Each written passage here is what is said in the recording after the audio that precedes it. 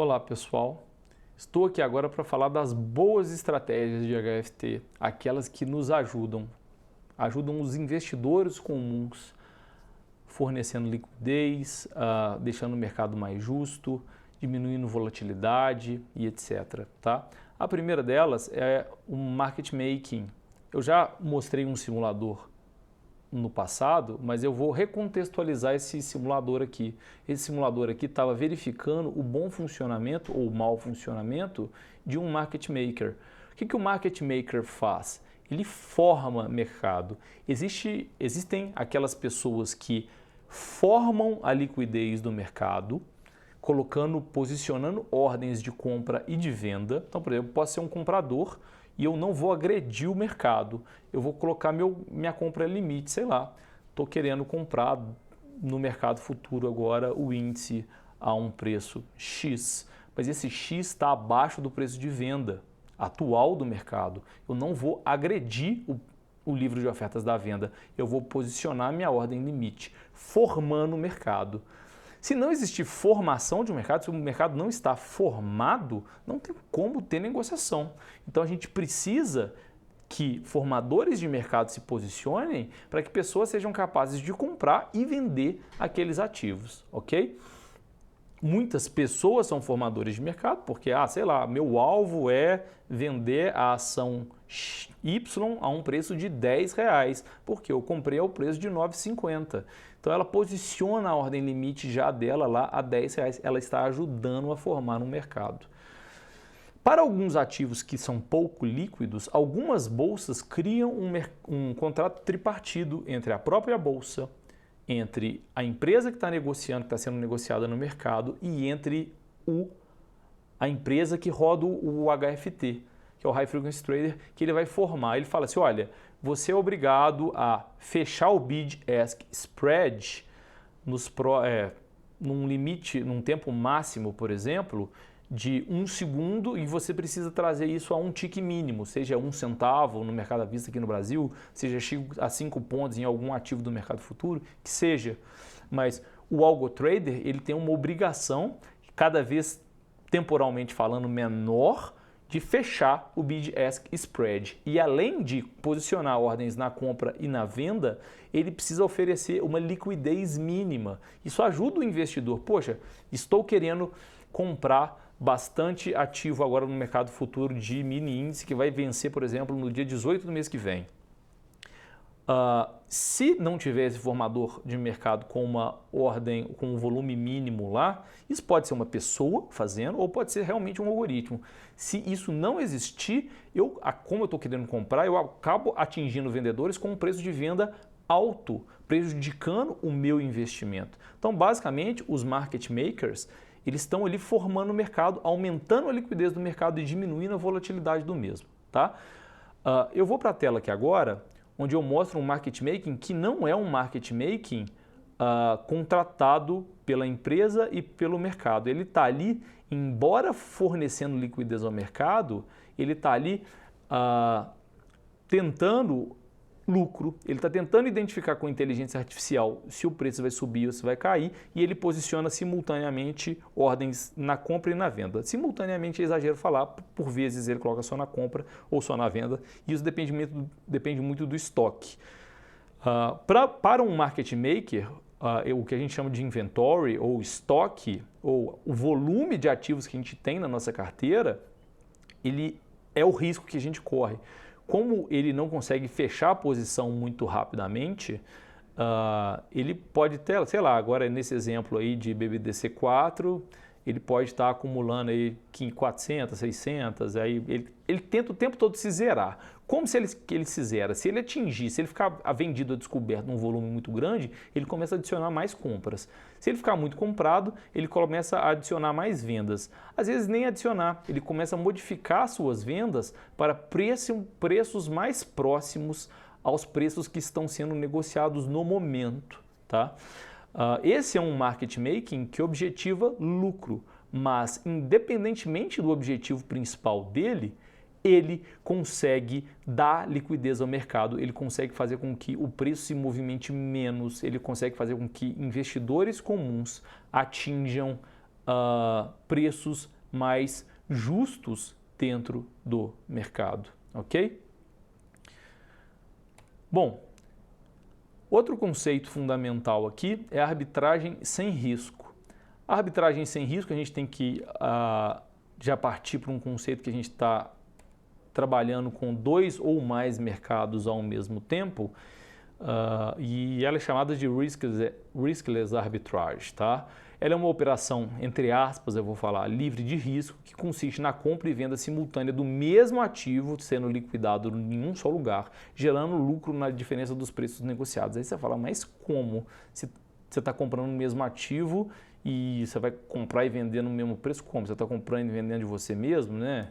Mesmo assim te daria lucro zero, que coisa estranha. Então a gente tem que imaginar que e isso é comum, por exemplo, criptomoeda, o pessoal tem feito isso muito atualmente, até porque as distorções são muito grandes, claro que elas têm diminuído com o tempo, a partir do momento que os mercados começam a se tornar mais eficientes.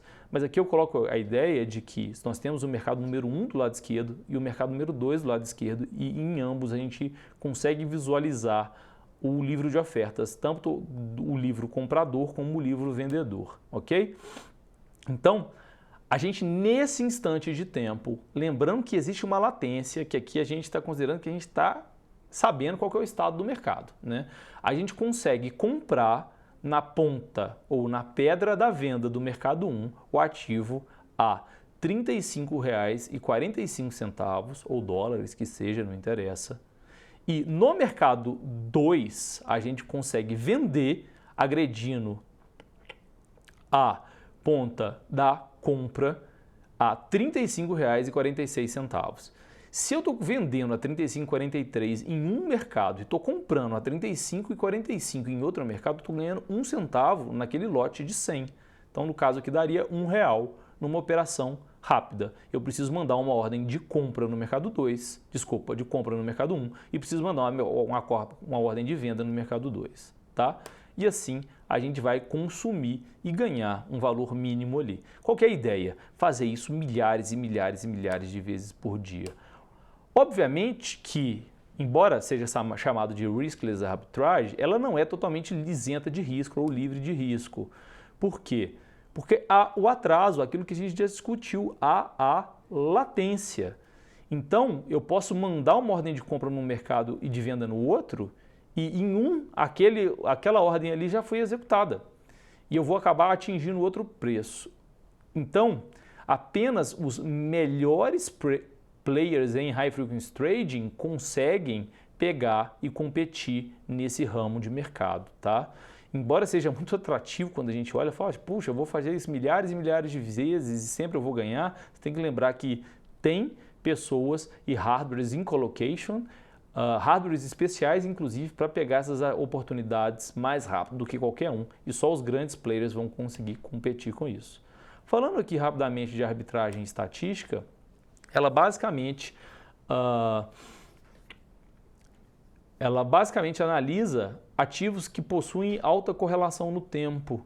Elas verificam, estatisticamente falando, se os ativos estão co-integrados, tá? Basicamente, você pode trabalhar no conceito assim do dólar cheio e do mini dólar, ou do mini índice e do índice cheio, né?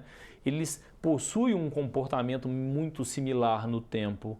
Ou você pode pegar ações, por exemplo, Petro 3, Petro 4, né? Embora uma tenha comportamento diferente da outra, uma é preferencial, a outra não é, você tem um deslocamento temporal delas, há uma tendência de que se uma subir, a outra sobe também.